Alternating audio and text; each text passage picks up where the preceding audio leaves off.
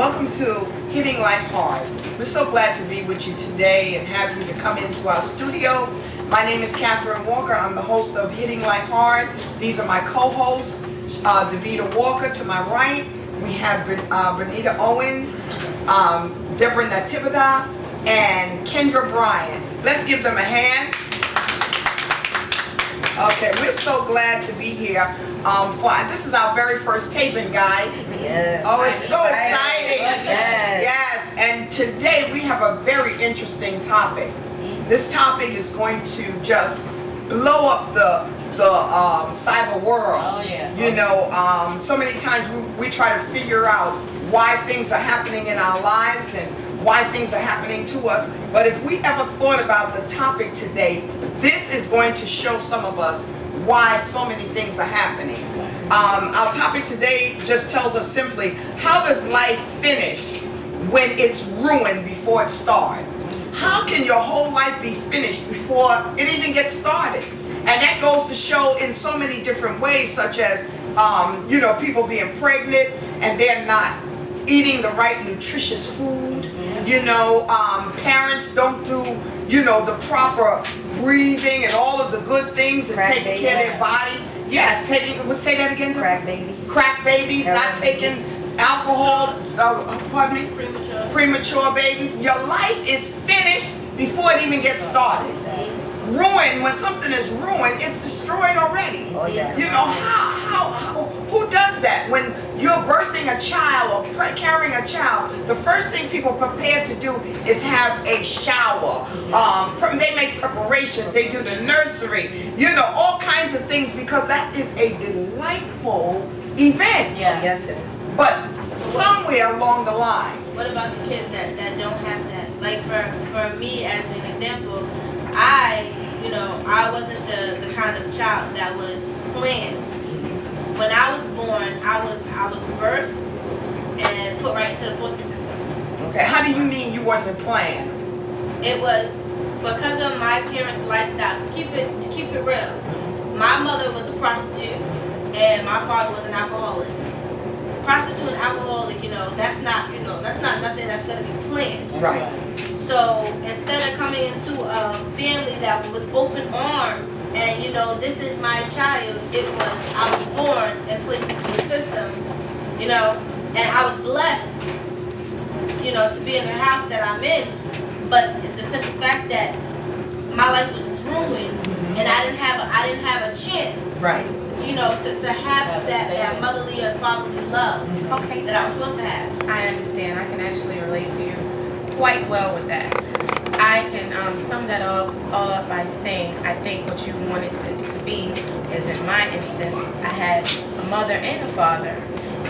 To my knowing, when they actually conceived me, they weren't on drugs. But at the same time, I had a father and my mother, but it was useless. They had a child and I was unwanted. She didn't want to take care of me. She didn't want to be there for me. My father was somewhere off in Never Land. I found out about him afterwards, and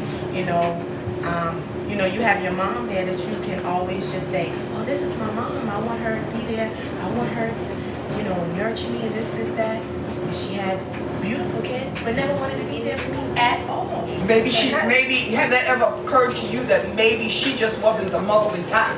She wasn't. I think everybody wants to be a mother, but everyone can't be a mother. Exactly. That's right. So Exactly. I feel as if though with her, my life was ruined before it got started because I didn't ask to be here. That's right. Yeah, but That's at the same time, I'm here and I'm blessed for that. And I have two wonderful kids that I am more than a mother. Yes. I'm a mother that she wasn't to me, and I'm a mother to this day for my kids. And I, it's a lesson learned because you say, oh gosh, I wanted my mother to be this way and so far, but you can't stop there.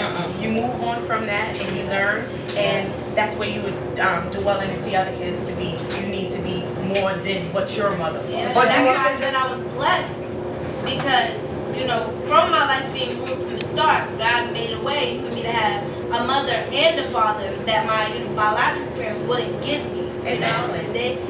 My adoptive parents gave me the love that my mother and my father should have given me. So that made me, who I am today and why I can move on. So ruined not always is ruined. That's right. It comes with a price because behind, I have to say this because every blessing carries a burden. Oh, yes. And that was the burden that you had to carry. But And I think everybody is here to testify for that. Yeah. I think that everyone in our lives, we have been through things, and now that we are past that, we can look back and we can think about it and say, wow. I'm still standing. Yeah, still standing. Exactly. Paul Martin, Pastor Bishop Paul Martin Yes. made that song, I'm Still Standing. Yes. And the resiliency of standing through all that you've been through. See, it doesn't matter how your life was ruined. Yeah. It's that you don't let it stay there. That's right. And you carry That's on from day to day, and you make something of yourself. That's it. A lot of people stay down from what they have been and what they went through. They and mourn there's on it. no way that you need to stay there. I think that everybody that has a testimony that went through something should be able to express themselves, whether it's in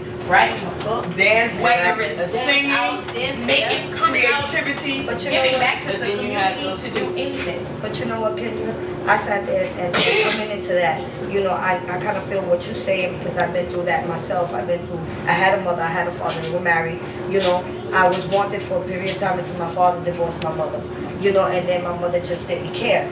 But you know, for me as a mother with a child of my own, I didn't stay in the circumstances that I was in. I made a change for my child. I moved from one location to another, trying to better my son's life. So to understand that, yeah, you know, how you feel like you're not wanted and you're not staying there and just getting, you know, how people say when you fall, you don't stay there, stand up and keep on moving. That's what you do, you know, because it's like a curse. And it's a curse that's put upon you that you did not ask for. So you have to sit there and you have to break free from that curse. So you got to move on. You got to move forward. But how do you do that? But Nikki said something generational. I heard that. I had to hit it because it came out generational. Generational. I kept hearing her say that. But there are generational curses. But listen, this is the thing that we never get to talk about. There are jealousies with women. Oh yes. Oh yes. With your With your own Some mother mothers are being jealous. jealous of their children. Yeah. And I can attest into that because I haven't talked to my biological mom in it was 15 years, right? And I finally get on the phone with her and I'm talking to her, you know what I'm saying, you know, I dance and I sing and she's like, oh yeah, I used to dance too. And I used to sing too. taking all the You know? credibility. Yeah. Yeah, like, you know, like she was the one that taught me how to do it, and I'm like, you have not been there. Where have you been? You know, I'm not talking stripper pole dance. I'm talking really I dance. have one even better for you. When I go to express myself to my mother, or when we talk about it, conversation is dead. Oh, it's just brushed off. Right. Like I need not to be anything because you didn't help me to get where I'm at. Well, and that's because do you realize that's undercurrent jealousy? Yes. And see, know something. There was one quality of my mom that just blew my life away. My mom, I used to come home and kids would have new sneakers. And I would tell my mom, Mom, so-and-so got new sneakers. And I would get popped in my mouth. Popped in my mouth. And I didn't understand. And I said, is this woman just mean or she's crazy? Which one? But she was breaking the cycle of jealousy right there for me. I appreciate that now because you know what? I don't keep up with the Joneses. I am the Joneses. Okay. All right. Yeah, you get me? I like that. I don't keep up with the Joneses. I am the Joneses. I like You know, I don't have to worry about your car because I have mine. You That's know, right. I don't have to worry about what you cook for dinner. And I have one better for you.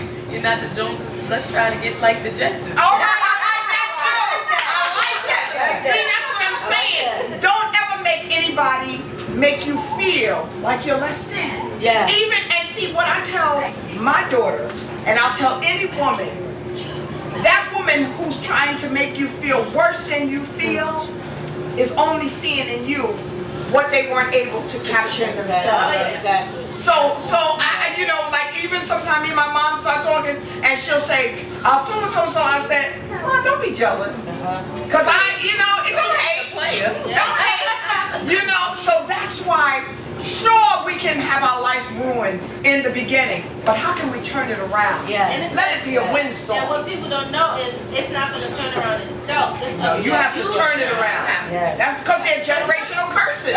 Some people like to stay in their sorrow. They use their past, you know, to get what they want in the future. Mm-hmm. and they would stay stuck on it, like, you know,